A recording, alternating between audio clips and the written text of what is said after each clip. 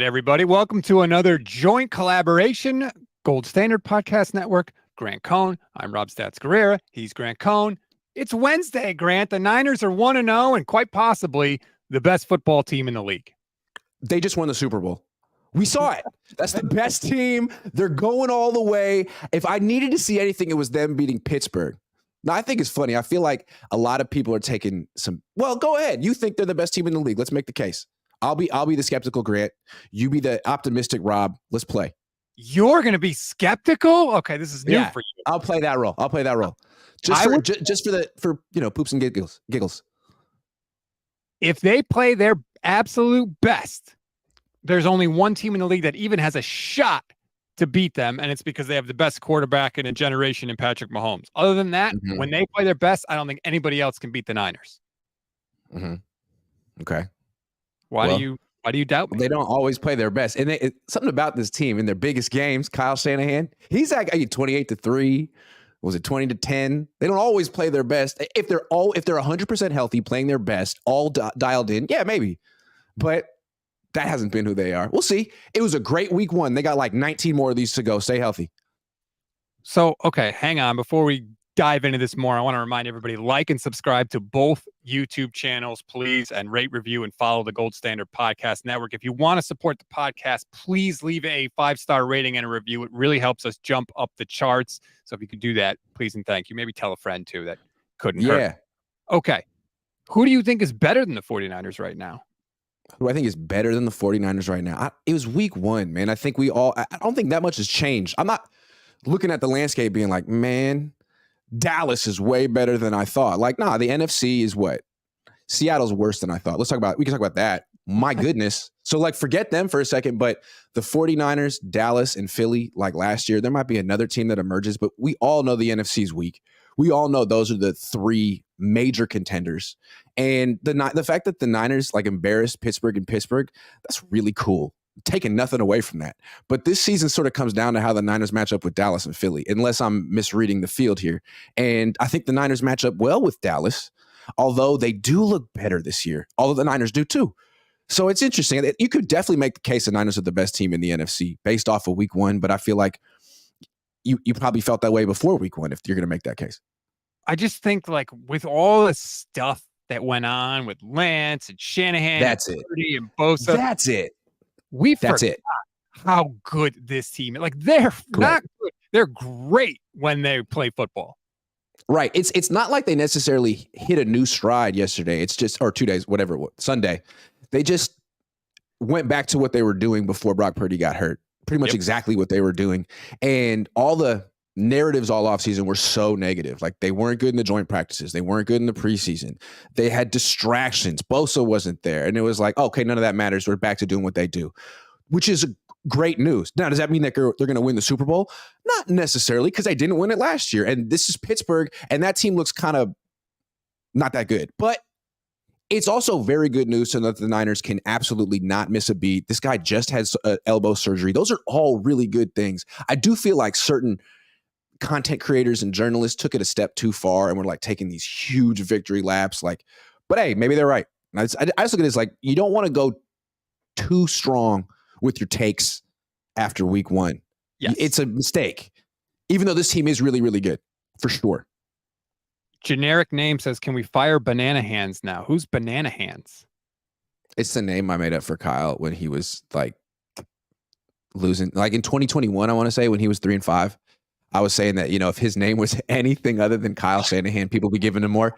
And I was like, if his name was Kyle Banana Hand, and it just became a thing. So no disrespect. All right. He's doing a great job. I like it. Banana Hands. That's pretty good. But I'm just going to say, like, part of the reason that the narrative was so negative, there was a certain 49ers beat writer who was talking about Brock Purdy's training camp interceptions a lot.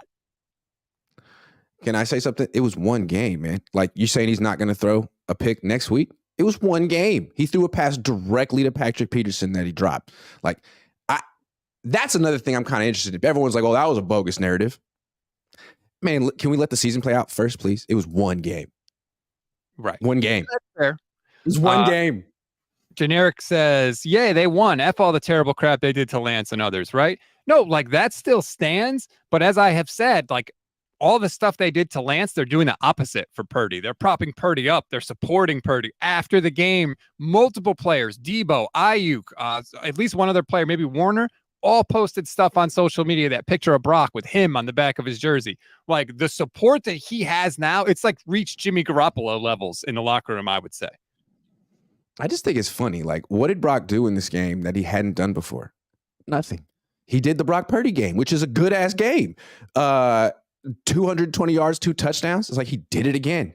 I guess this time he did it. That means that he's Himothy. Okay, great. That's wonderful. He also had a lot of good plays where he extended the play, stepped up. Like he always does that. Yes, he's good. He's only had before Sunday 8 games of experience. So like True. To see him stack another brick in that wall, it's good. Yep, no doubt. Now he faced another team that had never seen him before and played like they'd never seen him before. I'm a little bit curious to see what he's going to look like when the league is really exposed him, but maybe he's going to be money. I don't know. I have no idea. He's a lot of fun to watch, and I hope he plays all season, because you know who's not a lot of fun to watch? Kenny Pickett. Sam Darnold. Oh, how did you? I teed that one right up. It's all right. I want to watch Brock Purdy the whole way through. I don't want to hear the like, well, what if Brock Purdy had played all season, this year? I want to see it. Play the whole freaking year. Stay healthy. Just like Miami too. I feel like the Niners and Miami could be meeting up in the Super Bowl if they could just keep their quarterbacks healthy. Those two coaches are really good, at least at designing plays, not necessarily at keeping their quarterbacks healthy. But if they could do that, maybe they could win the Super Bowl. One of them could. Pimp Game Arnold Palmer says best tackler I've seen since Joe Montana. Appreciate that. Good movie. Waterboy. Yeah, solid movie. I think that, I'm famously slow to say Brock is a franchise quarterback. I'm slow to say anybody's a franchise quarterback, but man, he keeps checking the boxes. Like even in this game, there's a couple interesting nuggets I like that I saw from him. He wasn't just throwing short. 10 plus yards down the field. He was 10 of 12 for 161 yards, 2 touchdowns, no picks. Like this is not just throw it 3 yards and let everybody run. This is Brock attacking, looking for doubles essentially down the field. I like that you put it, doubles. Those are for sure doubles. He has an incredible completion percentage in the 10 to 20 yards region of the field, which is the money. I mean, that's where Kyle wants to attack anyway. And that's great. When people talk about his arm strength, they mentioned, I think he's completed 2 passes in his career that have gone more than 30 yards. And like, this is not something that Kyle calls a lot. And it's not something that he has to complete that often to win games, as he's proven.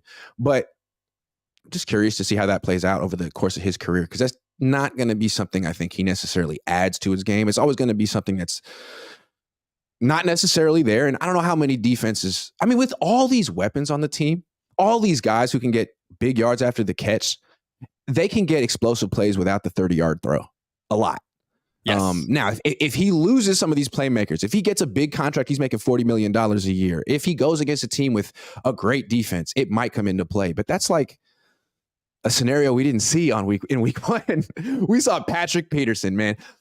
That dude needs to retire. Great career. Hell of a player. It's over, Pete. And like, again, I said it before. If you think there's tells, just shut up about it till after the game. Don't talk about it. That was really weird. Generic Name says exactly my point. Let's support them now, despite the heinous way they treated Lance for years. Nah, screw Banana Hand. So he's down on Kyle. Nick Wagner pointed this out on Twitter. One more thing about Brock, he said. The Niners averaged just 2.74 yards after the catch per completion. That was second to last in the NFL and the second lowest yards after catch output by the Niners in the Shanahan era. So everything that we wanted to see, for instance, like from a Trey Lance, right? Extending the play, escaping the pocket, throwing the ball deeper down the field. You're getting that now from Brock Purdy, or at least you did in week 1. I just think it's really funny that like we're leading off the show talking about Brock Purdy. Of course, he's the quarterback, but really this was a Christian McCaffrey game. Like he ran for 150 plus yards.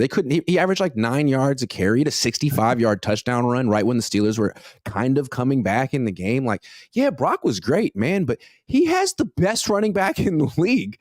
Plus, he had freaking Brandon Ayuk going crazy. I think if you're listing the MVPs of the offense in this game, it will go Christian McCaffrey number 1, Brandon Ayuk number 2, and then probably Brock Purdy number 3. Or maybe Debo. I don't know. You know what I'm saying? Like, he was really good. But, like, yeah, man, so were some other guys on the offense. Like 23 and 11. There's no doubt Brock benefits from Shanahan and from everybody around him. Like, anyone that is arguing otherwise is just blind. That's clear. Yeah. But I also think two things can be true. I think Brock played well, and he's got everybody else around him. But I would agree with that ranking. What grade did you give Brock for his performance in this game? We're talking about well. What are we talking specifically? Give me a grade. I would say B plus. That's exactly what I said. So I said B plus. B plus is a good grade. Maybe it's a little harsh. Feels a little harsh when you're like not making millions of dollars. You know, it's like, hey man, come on, he's still in high school. Like, no. It's okay. He's going to get into college. I'm not tanking his GPA. Right. He's going to be all right. You could have gave him an A minus, but I felt B plus was fair. He put the ball on the ground twice. He threw one to Patrick Peterson. He threw for 220 yards. Like, Tua threw for 466. I feel like A performances shouldn't be just thrown out like left and right, but B plus is really good. Really good. Really good. Yeah, Tua threw for like the fifth most yards anyone's ever thrown for in the first week of a season, which is crazy. I knew I was going to hear this today. Keenan Gims said, I said put some respect on Ayuk's name last week. He came and balled out. First of all, he's playing so well, people are going to actually have to learn how to pronounce his name. It's not Ayuk, it's Ayuk. But Ayuk. He was awesome on Sunday. And you know what? Like, people came for me in my mentions. He produced at a level he's never produced at. That was literally a career high for Brandon Ayuk. If he does that every week, he's not going to be replaceable. He hasn't done that in the past. I hope he does it this year. I mean, he was open constantly, caught all 8 of his targets for 129 yards and 2 tutties. He was so good. And again, I don't want to diminish what Brock Purdy did because he's really, really good. There's a lot of quarterbacks who would probably look maybe not as good, but good with McCaffrey and Ayuk on the field, man. These guys are in the prime of their career, and they're kind of unstoppable right now. I mean, that's sort of what the Niners did on offense, like get the ball to McCaffrey and Ayuk and McCaffrey and Ayuk. And then, mix in Debo and Kittle a little bit, but not too much because those guys are freaking crazy going, they're on fire. And fuego is the clinical term. And Nick Ellert, YouTube channel member. By the way, if you want to become a YouTube channel member, please do sign up. It's less than $3 a month. You get custom emojis, membership badges, priority comment response. It's a good way to support the channel. Nick says, wait, what do you mean CMC game, Grant? No, it wasn't. Barely any catches, and his big play was after they were up 20-0. LOL. Dude keeps missing. You keep missing, Grant. It was 20-7. It was a 13-point game at the beginning of the third quarter. Mm-hmm. And he put it away. Like, what are you talking? No, Ayuk had a great block and Ray. I mean, but still, man, like what? It was definitely the McCaffrey. Hey, man, any quarterback who has a wide receiver who catches all of his targets and gets and it's like breaking ankles and a running back who's averaging 9 yards a carry, man, you're set up for success. Come on. I want to see what Brock Purdy can do if McCaffrey misses one game. I'd love to see that. Not because I think he's a fraud. I don't think Brock Purdy's a fraud. But it gets harder. Like, can we not acknowledge he's in the best position in the league? And everyone's like, well, that didn't help Trey Lance. Fine. Okay, we're going to talk about Lance needed development time, like things he couldn't get on the 49ers. Brock has those things. But he is in the best position of any player in the league. Come on. We got to admit that. And why? That doesn't totally invalidate everything he's done. It's just the truth. Yeah. It's just the truth. It's just the freaking truth. So let's talk nice about Brock for a minute. Let's talk nice. I have things I've been thinking about Brock a lot. I made a video yesterday saying my favorite qualities that Brock Purdy possesses because everyone thinks I'm a Brock Purdy hater. And I came up with 3. Confidence off the charts. His mastery of the system that I don't think Jimmy ever got in 5 years. I think Brock's already mastered it more. And his creativity. And I feel like all 3 of those things kind of stem from one thing, which I think is, I'm going to call the Purdy effect. And I think it's rare with young quarterbacks in the NFL. He is just, he is so experienced for a young quarterback. There are very few 23-year-old quarterbacks in the NFL with as much experience as Brock. He started 4 years in college and another 3 years in high school. You can't pay for that type of experience. That's probably 5,000, 6,000 snaps. And it's not just that he has good throwing mechanics. It's that he's been in every situation possible. He's faced the pressure. He like in the pocket. He just knows what to do on the field because he's seen it all before. He's done it all before. And there's very few young quarterbacks who get to the NFL like that. They're always being. Also, one more thing. He played at Iowa freaking State. So he was carrying that franchise. You go to a team like the Niners, he said it. It probably feels easier. You know what I mean? Yeah, you're facing NFL defenses, but you literally have all pros all around you. It probably feels easier. So you have all that experience struggling, winning and losing. He was like a 500 quarterback, but he had years where he was like 500 in college, struggling. Now he comes here, he can't lose. Yeah, exactly. Now he comes here, he can't lose. Like, now I think teams are going to really look differently at how they scout quarterbacks. Instead of just being like, man, get the guy with the upside like Trey Lance, no matter how much he's played, like Anthony Richardson, maybe we should get the guy who's really experienced so that we don't have to waste years of his rookie deal developing him. We can just get him on the field and win with a bunch of other talent around him. Like DTR this year with Cleveland, 5th round pick, was great in the preseason. That's another guy who started 4 years in college, plus a bunch of years in high school. I really think that Brock Purdy is going to change the way the league scouts quarterbacks and weights. I don't think they really were weighting experience very much. Now it's like, this is a huge deal. If you're trying to win with a young quarterback, you need a guy who's played a lot. I think that it's a pendulum, right? It swings back and forth. Mm-hmm. Everybody saw the success the Bills had with Josh Allen, and they were like, see, this is the way. Draft traits. Draft traits. Draft traits. Who cares about experience? Right. You're going to lose anyway, right? You'll develop them. Right. And then the Niners took Lance, and then I think it's all of a sudden it's swung the other way now because they saw also, look at Josh Allen right now. Imploding. Dicey. Imploding. Dicey. Yep. Looking like the next Carson Wentz right now. Maybe he'll turn it around, but it hasn't looked. I mean, he's just terrible right now. Like, more bad plays than good. So all of a sudden, I'm not saying Brock Purdy's the new like archetype for what you want in a franchise quarterback, but all of a sudden, I think the whole traits experience pendulum is going way back to experience. You got to get these guys on the field now. And what really is going to help them is the players around them. You can't spend 2 years developing in the NFL unless you already suck, which the Niners don't. I think that the trouble is the reason why you don't usually get both, because if you're really good, you don't stay in college.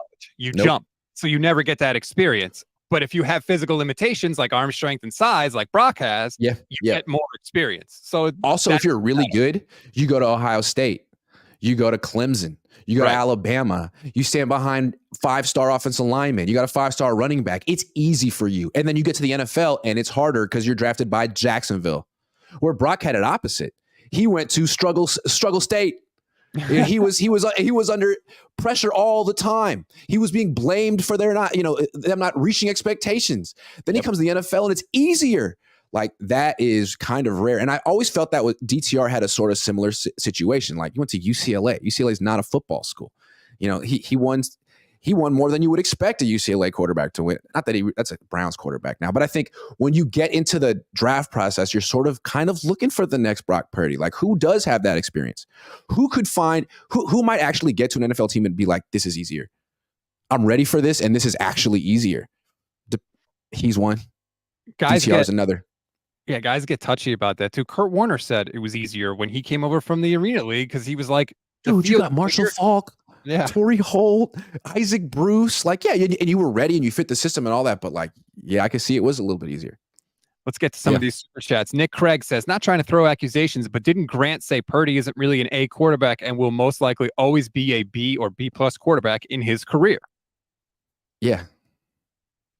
What do we give? You gave him a B plus grade. So I don't see that seems pretty consistent. Yeah. I'm sorry. Fan says, random question, but for one season, would you rather have last year's Bosa or 2012 Alden? Oh, 2012 Alden was the tough question. I think that Bosa's better against the run than Alden Smith was. And so maybe he's not quite as like fearsome as a pass rusher. Don't forget, Trent Williams and Joe Staley both immediately said the scariest pass rusher they ever faced was Alden Smith. Alden Smith was much more gifted than Bosa. I mean, he had longer arms. I just think he could do more. But we're going to pretend like we didn't know what Alden Smith was doing off the field. Like, come on. I'm taking Nick Bosa. Like, you didn't. No, I'm taking Nick Bosa. Sorry. That's true. Sorry, Alden. Think of he could have been the best. He could have been the best. But Bosa's actually going to do everything in his power to be the best. Alden Smith had like 43 sacks in his first 44. He was so good. Like, and he wasn't even like doing everything he needed to do to be the best. And he was still the best. He was Lawrence Taylor for a minute. Justin Smith helped, but it was a lot him. That's true. Beats and Meats, thank you very much. Mr. Irrelevant has changed how the NFL scouts quarterbacks. Aaron Rodgers ruptures his Achilles 4 snaps into his Jets debut. Mexico just unveiled 2 dead alien bodies to the world. Wild times indeed. That's true. Did you see that online? No. They look just like the little Men in Black alien that was in that guy's head from the movie. I don't know. I didn't know why that was happening, but yeah, I did see that aliens have been unveiled. So yeah, crazy times indeed. Leo Chris says Brock /49ers, Mac Jones /Alabama. Stars help. Of course. That's always the plan, by the way. To me, like, Brock's better than Mac Jones. And again, like, what's the difference between Brock and Mac Jones? Mac Jones went to Alabama, had it easy. Now he's playing for a team that doesn't have weapons, and he's like, oh, this is kind of hard. Also, Mac didn't play that long in college. He played like a season and a half. Right. Brock, the opposite. Like, you want Brock's resume. And Brock is cheaper. 7th round as opposed to 1st. All the more reason to get these mid-round quarterbacks because they're, I don't know. Like, why are you falling? Oh, because you played too long? Great. I'll take that. Not just cheaper. The literal cheapest. Unless you get an undrafted guy, he's the cheapest you could ever draft a quarterback at. Daryl 49er. I'm surprised the Niners didn't do it again, man. Do it again. You have the blueprint. You just created the blueprint. You signed Sam Darnold? Why? Because he's experienced. His experience is His experience is losing. His experience is turning the ball over. You could have drafted DTR. He fit the same blueprint. I'm sorry. I'm never going to mention him in the rest of the show. No one cares. But they could have done it again. Daryl says, Grant, I was and still am a Trey Lance supporter, but I'm also a Brock Purdy supporter. I love you, brother, but why is it so hard for you to give Brock his flowers? I feel like you've been flowers. We just gave him his flowers for the last 20 minutes, man. He's really people need to look at his experience as a skill. I remember my dad used to tell me that Bill Walsh would tell him that quarterback is a game of repetitions, and real game reps are way different than practice reps. I don't know how the Packers seem to be doing a good job of Jordan Love developing him on the bench, but most teams can't do that. And really playing the game where you could get hurt, like where it's real collision tackle football, you can't simulate that in any way. And Brock Purdy has that skill. Like, he's got it. It's a 99 football experience. 99. And I feel like that leads to football IQ. How do you really have like a sense, not like just a feel, not just a feel for what to do on the field in all these situations if you haven't played a ton? How could Trey ever have that feel? How's he ever going to get it? Right. There's only one way to get it. And it almost feels like he missed his opportunity. Like, he's too old. He's in the NFL. Like, what team's going to give it to him now? Not Dallas. No team. He's not old. He's still only 23. Any team he goes to is like a backup. So he's going to have to get the Jordan Love treatment, I guess. Nick Craig says, what characteristics or attributes make a good quarterback? Getting back to what we like about Brock, I think he's got something. Like, one, he understands the role in his position. He talks about, like, he celebrates the way he does to hype up the other team. He recognized that he had to pick up the Niners when he came in last. Like, he gets the leadership role of that. I think that's definitely one. Extending the play, I love. He is so damn quick. Minkah Fitzpatrick comes off the edge unblocked. One of the freakiest athletic guys in the entire league, full of freaky athletic guys. And Brock just makes him whiff, spins out of it, and gets a completion. Like, that is rare. Like, there's only a handful of quarterbacks in the entire league that could do that. And we're talking guys that are otherworldly athletes. Lamar Jackson, Justin Fields, maybe Jalen Hurts also. Those kind of players. Brock doesn't have their straight line speed, but the quickness, man, incredible, off the charts. And I think you have to have that in today's game. You have to be able to avoid pressure on your own, because these coaches ain't helping you very much, these geniuses. And I think you need to be able to extend plays. I think you need to be able to get out of the pocket, because these offensive lines aren't very good. How many teams have good offense? Every team has a good D-line, it seems like, but not many teams have a good offensive line. So you need to be able to get out of the pocket. And one thing was interesting about the Niners is they really only lose to mobile quarterbacks.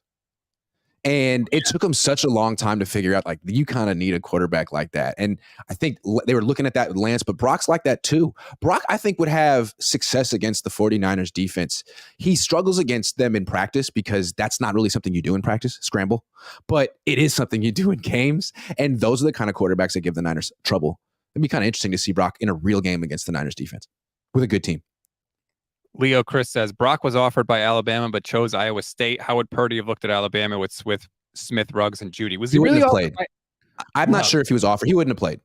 So I think he made the right call. Like, instead of like going and being like a third string quarterback at Alabama and trying to take the Matt Castle route to the NFL, go to Iowa State and play for 4 years. He made the absolute right call. And I think more young quarterback prospects should do what Brock did. Don't just go to the best school. Don't just go to Ohio State because they're paying you the most and you get to play with like the best players, because not one quarterback who's come out of that school has ever worked out in the NFL. You should go somewhere else and actually get a taste of what the struggle is going to be like in the NFL.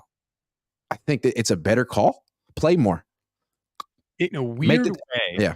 I almost feel like his limitations helped him because he didn't have some of the temptation that those other guys had that you're talking about. He was like, no, I need to go to this place and develop. He threw almost 1,500 pass attempts in college. That's a lot, man. Yep, that's a ton. How many guys have done that? Very few. I think that's got to be looked at as an asset that is rare and valuable that he possesses and not very many other people do. Brock Purdy's balls says folks need to give Grant a break. He's trying, but Darrow's back. It says, okay, you gave Brock his flowers, but why are you so hard on him? This was his 8th game. Okay, let's talk about it. Because we're not the same reason people were hard on Trey Lance and Jimmy Garoppolo, because it's not about their story. It's not about their timeline. It's about this team's timeline. They've been talking about that they're a win now team, that they don't have time to develop certain players, that this is it. Okay, Brock, like, you're a great story. You're not making that much money, and it's like been the best start to any quarterback's career ever. But are you going to win the Super Bowl this year? And if not, it's not your fault, but we still have to question the whole construction and plan of this regime. Is it viable? You're putting all of it on a 23-year-old quarterback. If he doesn't win the Super Bowl, he could still be your franchise quarterback. But at the same time, he let you down because you're supposed to, like, this is it. It feels like this is it. So I don't know. That's why. They put him in a tough spot for sure. They put him in a tough spot. At a time when most quarterbacks are still getting their feet wet and getting their bearings, he not only has to be good, he has to win them a Super Bowl now. So it is a tough spot. But if that's the spot that you're telling us he's good enough to be in, then he deserves to be graded on that scale. I think that's fair. Yeah. Travis says Brock Purdy makes better decisions than Josh Allen, certainly lately. Dude, everyone makes better decisions than Josh Allen. What is going on with that man? I don't understand. I really think losing Brian Daboll was bad for him. I think Daboll's a good coach, and he can get the best out of his quarterbacks, which is a rare trait from coaches these days. And Ken Dorsey just ain't it. I don't know. I always hire an offensive head coach. Always. Like, or getting all this money from Josh Allen. I don't know, man. Sometimes people get paid and they're just like, lose it. I don't know. The second it could be that too. I'm sorry.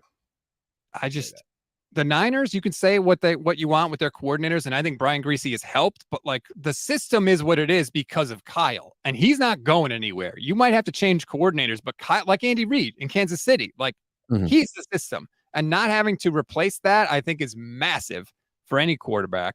Generic says giving Brock his flowers is difficult because it feels like you're abandoning Trey. Brock is great, but when one win makes Trey's mistreatment irrelevant, it hurts to see no one defend him. Now, I'm done with Trey Lance now. He's not on the team. I'm not attached to Trey Lance. I'm not invested in Trey Lance anymore. So I don't think that the treatment of Brock has anything to do with you having feelings for Trey Lance.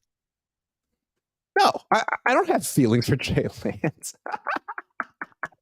That was a funny way to put it. No, man, my feeling about the Trey Lance thing was always that the Niners put him in a tough spot. They never really gave him a opportunity to prove himself. He never got to play with Christian McCaffrey. And they essentially threw away 3 first-round picks. And I don't think you're allowed to do that even if you do land Brock Purdy in the 7th round. But if they win the Super Bowl with Brock Purdy and Trey Lance never becomes anything, I'll take it all back. I just felt like they did that young man a disservice. They did themselves a disservice by never even really learning what they had in that massive investment. Yep. And it's great that they got Brock, but I'm not necessarily certain that Brock is everything they hoped the Trey Lance project would produce. So that's how, but we'll see. I'm not talking about Trey Lance anymore. I'm talking about Brock. Trey Lance is a third string quarterback on another team. It's so weird. Like, people claim that I have this obsession with Trey Lance, yet I've got random people in my mentions every time I compliment Brock Purdy saying Trey Lance could never do that. It's like, what are we doing here? Yeah. Okay. It's very weird. That's not the bar for Brock, though, man. That's not the bar for Brock. He's better than Trey Lance. Sweet, though. That's cool. Is he good enough to win the Super Bowl? Because the Niners have been searching for that quarterback forever. And that's what we do in San Francisco. It's really weird how we only compare the starter to other quarterbacks on the team. We did it with Garoppolo, too. He's better than Mullen. That's not the standard. No, not at all. Like, and what's crazy is I was sort of polling Niner fans yesterday. How good do you really think Brock Purdy is? And I put him up against all the top 15 quarterbacks. And essentially, Niner fans think he's better than everyone except 6 guys. You know what I mean? Like Mahomes, Herbert, Burrow, Hurts, Lamar Jackson, and Trevor Lawrence. Those are the only 6 quarterbacks Niner fans are willing to admit are better than Brock Purdy. Like, cool. You got the 7th best quarterback in the league. You got the best coach in the league. Like, you got the best defense. And this is it. This is it, right? This is the year they win. So I think that's what's so interesting about this week. When a lot of Niner fans feel like they're definitely winning the Super Bowl this year. I don't know that I feel much different about the Niners. I feel like, yeah, it's a hell of a team. They were a hell of a team last year. Steelers ain't going anywhere. This is a long season. Let's see what happens. Yeah, I think it was more just like a refresher. Like, I forgot. Yeah. Like, oh yeah, you're right. This team is damn good. Sheridan says, I think Brock's great for the Niners, but if they could get Caleb Williams, do you think they would move off of Brock? I don't. Not right now. I mean, he would have to really go down. How would they get Caleb Williams? Like, if they could just, if it was like soccer and Caleb Williams just decided, I want to go play for the Niners, and they're like, I don't know, maybe. Brock, hey, look. Brock has a lot to prove still. 8-1, phenomenal. His career couldn't have started much better, but it's been 9 games. I just want to remind people that at one point, Jimmy Garoppolo was 16-2 as a starter. Okay. So I think it takes 2 or 3 years to judge a quarterback. I want to say 2 or 3, maybe 3. That's 3. What I've been saying. And people can you do it 3 years in a row? If you can do it 3 years in a row, chances are you're the real deal. If you can't, you might not be, and so we'll see. Maybe Brock can do it 3 years in a row. Maybe Brock can win Super Bowl this year. We don't have to decide right now. Just enjoy the ride. And when he has a bad game, by the way, you don't have to decide either. Just let it play out. It's a lot of fun. It's a much better ride than the Jimmy Garoppolo experience. The Brock Purdy experience is way better than the Jimmy Garoppolo experience, I gotta say. I was so tired of people being like, yeah, his game's boring, but he's really handsome. Like, I don't care. That doesn't make me enjoy the Jimmy Garoppolo experience anymore. Just appreciate his jawline. Man, that's not doing anything for me. Yeah, I'm sorry. And he threw, I mean, my God, Jimmy's interception was classic. Like, he's the same dude. Anyway, Leo says, no, he didn't, Grant. Mac was 3rd, Hurts, then Tua. I don't know what that refers to, but I wanted to read the super chat. Sorry, I don't always want to like slam the brakes. He's talking about Brock at Alabama. No, he didn't, Grant. I guess. Okay. I don't know. How much of Brock's success depends on Kyle and team? Some of it. Yes, but every quarterback does. Yeah. Like if you put Brock on the Rams, what would he be doing right now? Probably similar stuff. He's got what he's doing on the Niners? Yeah, I think but he doesn't have weapons. Like, that team has no weapons. True. So getting a healthy Cooper that Kupp matters. That matters. Yeah, if they got Cooper Kupp. So I'm not saying he would like be, tanking that team, but he would be held back by their problems. The Niners aren't holding back Brock right now, except for that right side of the offensive line, which ain't it. It could be better. It should be better, and it could get them at some point in the season. Almost got them in this game. 9 pressures in the game. Now, granted, TJ Watt was there and he was responsible for a lot of them. Brock was hit 7 times. 5 of them came from TJ Watt because he's a freak. I just want to say, like, people are kind of writing that off. Like, hey, TJ Watt's not going to be, they're never going to see him again. Like, yeah, but in the NFC playoffs, they're going to see Micah Parsons and Hassan Reddick. Like, this is a kind of a foreshadowing of not what's going to happen, but what the Niners are going to face and what they need to be prepared for. Not just the playoffs. Heavy pressure off the right side. Heavy freaking pressure. Cowboys and Eagles in the regular season and Myles Garrett. Like, there's going to be plenty of pass rushers. Generic says, that's why I'll continue to complain about it, because cowards will ignore it because he's gone. The organization needs accountability and you refuse to hold them accountable. No, I think we've talked plenty about how they mistreated Trey Lance, but he's not here anymore. And we've already plowed that ground to go Jim Harbaugh on you. Like, if we're going to continue, why would I continue to talk about their mistreatment of Trey Lance? I talked about it for years, but he's gone now and they're playing actual games. Like, I'm not going to continue to be hung up on Trey at this point. What is the point of talking about Trey? And I feel like it's kind of a... Look at these questions. Who's better right now, Trey Lance or Brock Purdy, in terms of current talent and talent ceiling? Haven't we covered this? Maybe Trey could have a higher ceiling, but he's got a lower floor. That's it. No, I want to come back to my theme of the day, because I call this show, how Brock Purdy has changed quarterback scouting. I think if Trey Lance doesn't work out, it might be that he was terrible, or it might be sort of like just a tragedy of a guy who never got to play. Like, you ever hear that expression, like dying on the vine? He could have died on the vine. You know, that's too bad. You gotta, just because you have talent doesn't mean it's all going to come together. And maybe it's his fault. Maybe he didn't take his opportunity seriously enough. Maybe he was making it rain. I don't know. But maybe he just didn't get the right opportunity. Maybe he should have went to any other team. Maybe he should have went back to school. I don't know. It's fair. The COVID thing was weird. That wiped out his whole season. It wiped out he played in one double, they wiped out the entire team season. Yep. He was in a weird spot, but maybe he should have just went back to school in retrospect. Although he made $30 million, and it's kind of hard to walk away from that, Not hard bad. to say that. Not bad consolation prize. Druber says Brock Purdy couldn't make the decisions Josh does. He can only dream of throwing the ball that far. Yeah, okay. No one's disputing that Josh Allen could throw the ball harder and farther than Brock Purdy. Like, yes, but that's not the only thing that matters. And could there be situations in the future where Brock's arm strength or lack thereof hurts him? Yes, they're absolutely good. Remember when you first started DMing me and bringing me on your show like 10 years ago, and we were talking about Alex Smith or Colin Kaepernick, like who was a better fit for that 2012 team? Remember we were talking about that? And the point I tried to make the argument for Alex Smith at the time. And I was saying, like, yes, Colin Kaepernick made more plays, but Jimmy Johnson used to say, I don't care about how many plays the quarterbacks make. I care about how many bad plays they make, because that's what's going to get you beat. And I feel like, Alex Smith was that kind of guy. He's not going to get you beat anyway. Where was I going with that? Sometimes being a quarterback is all about the worst thing you do. Yeah, and Josh Allen is becoming that guy. Like, I don't give a damn about your little highlights right now. Like, you're killing your team. You're killing your team. Zach Wilson. Like, in a game, you're trying to compete for the number one seed in a loaded AFC. You had what was a tough matchup against a really good defense against Aaron Rodgers on your schedule week 1, and they lost Aaron Rodgers right away. You have to win that game. If you're going to be that team, you have to. And he gacked it up because he threw 3 picks. This is one of the most irresponsible, disgusting performances you've seen from a quality top 5 NFL quarterback, to the point where everyone's looking at him differently today. Like, I put out a poll, who's better, Brock Purdy or Josh Allen? Man, Brock Purdy won that 65-35. And I almost get it. Like, dude, Josh Allen, he needs to be like he needs to be in the corner of the class wearing the dunce hat. Like, no, look in the corner. You don't get, no. We don't get to play like that in the NFL. What the hell do you think you are? And I don't know why he thinks that. Like, he needs to make these crazy plays.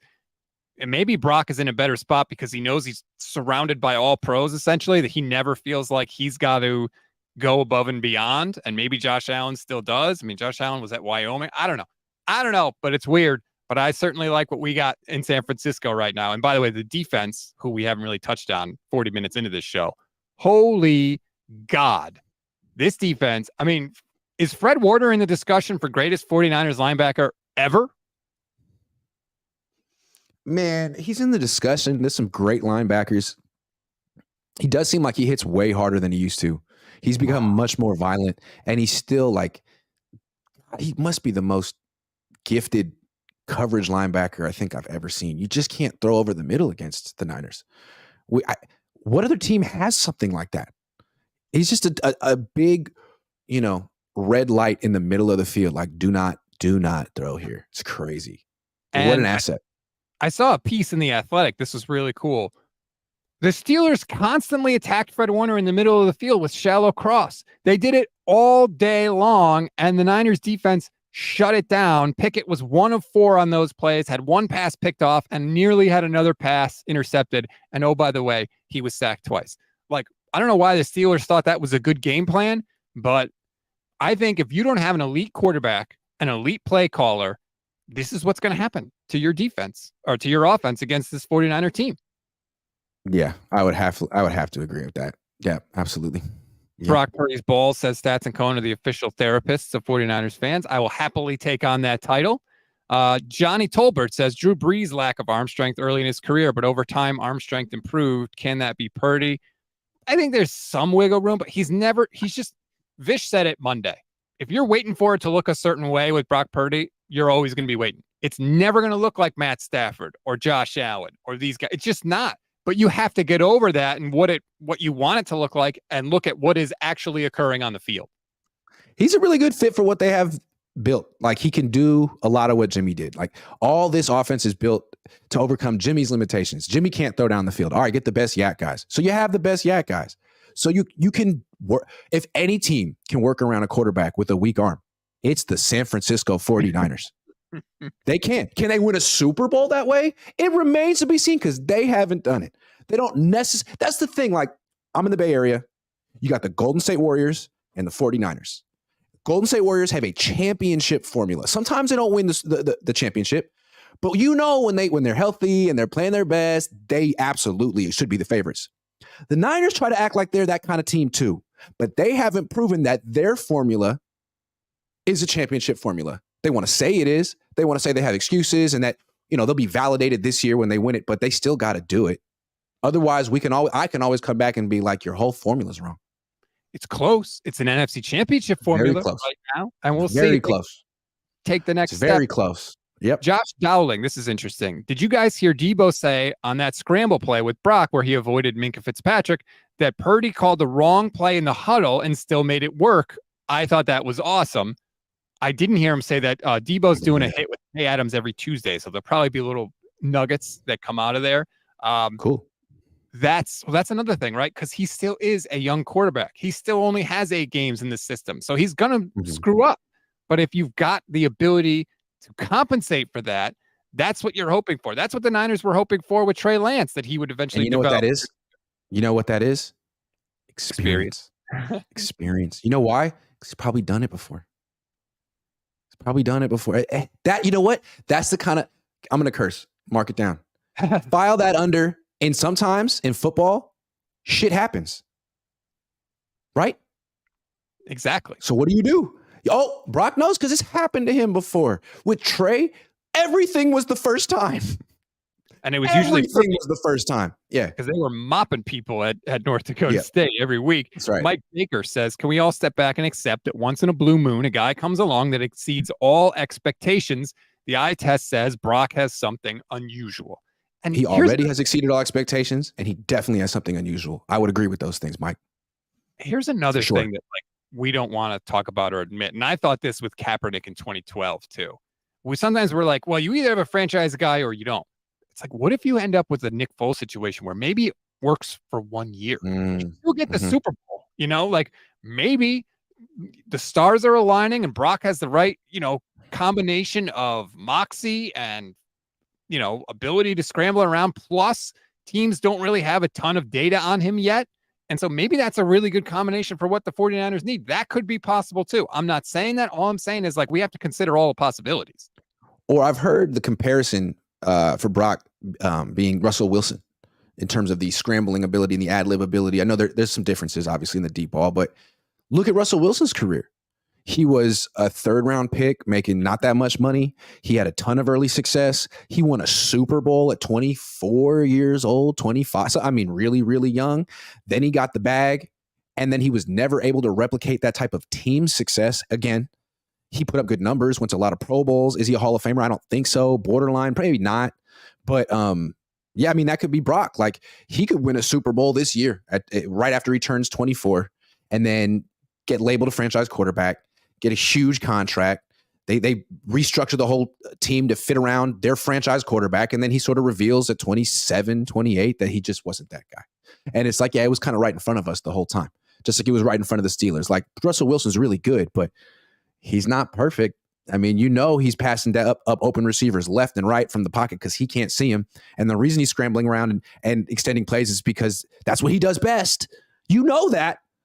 And it's a lot better to pay him $800,000 than $40 million a year, but you did what you had to do until you got rid of. So I don't know. Like that could be Brock. We'll see. That's a really interesting comparison because what also did the Seahawks have? Really good running game, historically good Everything. defense. Maybe that is actually really, really interesting. I hadn't thought of that. Let's get. And he was there for 10 years, won a lot of games. They don't regret the Russell Wilson experience at all. But right, I do think that regret the Russell Wilson contract. Maybe Brock is a little different off the field. Russ is a weird freaking. He's just weird. He's high-fiving fans that are not. Although people didn't know he was going to be like that when he was 23, 24. When he was 23, 24, people were like, man, this guy is all about football, faith football, and family. You know, he's like, just so yeah. Wait till you give him $200 million. Wait, it changes everyone. You really telling me that Brock Purdy's going to get $200 million and to be the same, aw shucks, I'll do it. Yes, sir. Like, no, it changes everyone. Sorry. I subscribe. And I speak from experience because I have $200 million now. It's crazy. I subscribe to the Colin Cowherd theory, and I don't subscribe to a lot of them, but I always thought this was true. It doesn't change you. It makes you more of who you already are. So Russ had that in him. He got the money, and it went into over. Because it is a statement of like, okay, they like me. This is working. Clearly, I know what I'm, so then when you get that money, you feel more free to, turn the knob up to 11, so to speak. Yeah, I'm not saying it's going to change Purdy. I'm just saying we don't really know who Purdy is yet. Maybe Purdy doesn't really know who Purdy is yet. You haven't been tempted like that yet. You haven't. Life. Yeah. I will say that. Jeff says, thank you guys for giving me something to listen to as a Niner fan in Arizona. Honestly feel we need another solid option as our cornerback too. Have a feeling we're going to get exposed in the secondary. Love y'all. Well, if you think that you're going to hold a team to one positive yard at one point, which the 49ers did every week, you're not going to do that. Like, yes, there are going to be other teams that move the ball against the Niners. I don't know. Like, a lot of teams don't have two shutdown corners, and nobody has two shutdown corners, really. So, like, what are your expectations realistically for CB2? Well, it's not that I'm just a little concerned about CB3, in my opinion. I think Lenore, like, his issues were more like penalties and stuff. But you go against a team such as Dallas, and they have, if they're healthy, you have Michael Gallup, CeeDee Lamb, Brandon Cooks. Ambry Thomas or Isaiah Oliver's got to cover one of those guys. And if Dallas is plugged in and they have a good game plan, they know that they're going to have to attack that corner relentlessly. That's all you can do against it. What else are you going to do? You run the ball and attack that corner. You're attacking. I mean, you'll try other things to keep them honest, but that's essentially what you're going to do. And I don't know how that's going to go for the 49ers. Like, the Steelers had Allen Robinson. That's not a number 3 receiver who's going to hurt you. But some teams have 3 receivers who can hurt you. Only the best teams. But they're going to face a team like that. Philly doesn't even have that. They got 2. But Dallas has 3. I want to see how that goes. Week 5. I think both teams could be undefeated in that game. That could be a really cool game. Yeah. I can't wait. I'll be there in Levi's for that game. Super excited about it. The pass rush is the Niners' answer to that. Like, I don't think the Niners are telling you, well, maybe Steve Wilkes is telling you that Isaiah Oliver's really good, but I think Kyle Shanahan basically told you when he said Oliver's not a guaranteed starter that they know they don't have anything great there, but they're hoping the pass rush could mess you up so that it doesn't hurt him too often. Kwana says, I'm not hating on Purdy, but better than Allen, give me a break. I guess that's in vogue after Monday. There are 12 quarterbacks I would take before Brock Purdy right now. Oh, this is so frustrating to me. Who cares? Who cares what number he is in the league? Who cares how many people are giving him credit? Who cares about any of that? Like, he works. It works for this team. It works. And isn't that really all that matters? Well, it worked week 1. I mean, it works. That's the question. Does it work? Is this a championship formula? But yeah, like, I don't know. I feel like the Brock Purdy conversation, it's crazy how it's dominating everything. But when you go back and look at week 1, what did we learn new about Brock Purdy? He threw for 220 yards and 2 touchdowns. He's done that He's done that before. What do we learn? That he's healthy. He's healthy. He's confident. He hasn't lost his timing. He hasn't lost his moxie. He hasn't lost any of that. Has he lost a little zip? I think he has, but not enough to the point where he's no longer good. He's really good. So that's good. We learned that. But other than that, I feel like I don't think we learned that much from this game. Not to be a downer. Maybe I'm wrong. I think we learned about Drake Jackson. For sure. I think that Drake he's going to get a lot of right place, right time sacks, which is how he got his, which is not, I don't mean that as a knock. That's kind of the plan, I think. I mean, he's so good at like change of direction for a guy his size. all the quarterbacks are going to get pushed over to him, and he's going to be able to he's going to get the cleanup sacks, which is great. They still count. Like, I'm not bashing them. Jay from Oakland says Niners have been spoiled at linebacker forever. Even Chris Borland looked like an all-pro before quitting. Yes, he did. Ink Talk TV says, why do the Purdy fans feel like they won something? I'm a Niner fan, and I don't want him to fail or for us to lose, but I'm just waiting for him to win a game. He hasn't had that opportunity, really. I mean, he kind of did against the Raiders, although he got bailed out on the end by Ayuk when he threw a ball that he shouldn't have thrown, and Ayuk basically settled under it like a punt. But okay. But the wins still count until that time. So, we can be happy about those. We don't have to freak out. Joshua Wyatt says, YouTube channel member, last year, Taylor Moulton was ranked 27th in PFF and 5th at right tackle. He signed through 2024 at a big number. 49ers could extend him if he works out. Okay. I heard that before, Josh. I appreciate it. I'll check out Taylor Moulton because I do think with this $40 million cap space, the Niners not usually, but they have made deadline trades before. Mm-hmm. Honestly, we keep talking. Is Brock Purdy good enough? Is Brock Purdy good enough? Is Colton McKivitz good enough? Nothing against Colton McKivitz, but the Niners put him in this position. Is Spencer Burford good enough? The Niners put him in this position. Those are 2 day 3 picks who are not necessarily starters on other contenders. So they have to evaluate that one. I think Brock Purdy's better than those 2 guys are at his respective job. Burford had a rough first week, but keep in mind, Purdy's a B+. What's Burford at his position? What's McKivitz at his position? Like, those guys are C- at best. This is a team that was in a Super Bowl with Michael Person and Ben Garland starting on the offensive line. Great. That's who started. But that is not the goal. But I'm saying, not the goal. Does anybody think they lost the Super Bowl because of those 2 guys? A lot of people do. A lot of people feel that Chris Jones took over down the stretch on the right side. I think that if Jimmy Garoppolo could have moved like Brock can move, like Brock finds the open window and hits a couple of those completions at the end of that Super Bowl, I feel pretty confident. He didn't move in the NFC Championship game. You set it up. I'm so sorry. I didn't mean to do it. I'm sorry. It's Rob's fault. I just put it on a tee for you, admittedly. You did. Johnny Tolbert. I felt like Hartman right there. I don't want to tell this joke. I have to. Sorry. Johnny says, can Taylor Lewan be an option for right tackle once healthy? You think that he's going to be that much better than you got to live with it. I think you just have to live with it. Like, there is no draft in the middle of the season. You're not going to have an all-pro at every position. He's going to give up some stuff, just like McGlinchey did. I think you just have to swallow that as a Niner fan and hope that you can overcome it. Yikes. You really got to look at those 74 and 68 with a critical eye these next few weeks. And if there's a better option out there and you can make the trade, you got to do it. Now, I'm not saying there will be a better option. Maybe these 2 guys will step up, but I think they have the most to prove, not Brock. Brock is the starting quarterback this year, next year, as long as he stays healthy. Until he's due for an extension, then they'll have to decide, do you want to change your salary structure and start really paying for a quarterback, or do you think you can get the next Brock Purdy? Because they've made it real clear they want a guy on a rookie deal.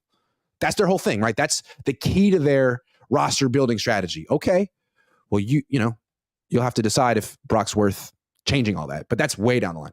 Yeah, either way, that's either you've decided to move on from Brock and you think you could replace him, or you're like, hey, this guy's really good and we have to pay him and we have a real quarterback. So I'm not worried about that. I think Kev is trolling us. Are wins a good quarterback stat, or like wins for pitchers? Wins are not a good quarterback stat, just like wins for pitchers are not a stat. It's a stupid thing. And anyone that uses that as their justification for picking one player over another is flat wrong.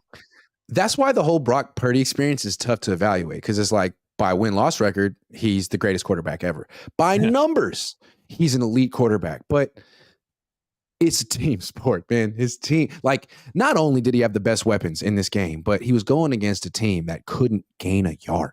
So the Steelers' defense is going to get a little tired when the Steelers' offense can't gain a yard. So everything was sort of set up for him to look his best, and he looked his best, and he gets credit for that. But it was 1 week. Let's see if there's a team that can put any resistance. Let's see what happens. And we will, not for the next couple of weeks. I think the Niners could easily, like you said, go into that Cowboys game undefeated, but they're going to have some tests later in the year. They will. Yes, they will. Find out.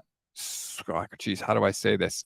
Scribemins. I'm sorry. Scribe minds. I don't know. Scribe minds. There you go. Scribe minds. Yeah, I can't read. Purdy did win the game, and if you don't think so, put Darnold in and see what happens. The offense didn't look this good with Christian McCaffrey and Jimmy, and I hear Jimmy is really good. Brock is the real deal. But again, it's not just a competition between Brock and the backups on the team. Just because Darnold is a trash bag as a quarterback doesn't mean that Brock, meets the standard of what we think is a franchise quarterback yet. Jimmy and Brock's numbers with Christian McCaffrey on the field were like identical. So a lot of the reason that the Niners scored more points with Brock is because their defense started forcing more turnovers down the stretch. That's a statistical fact. So just pointing that out. I mean, yeah, if Darnold played, they would have lost, but that's a reflection of Darnold to Rob's point. Like, he's terrible.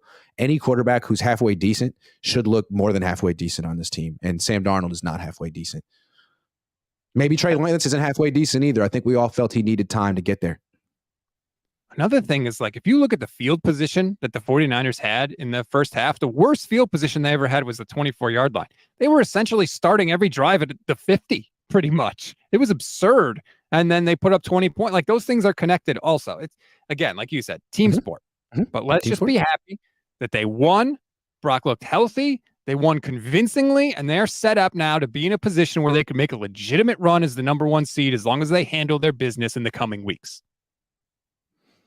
Absolutely. I mean, if they had lost this game to the Steelers, it would have been a big, big deal. Instead, they won by 23.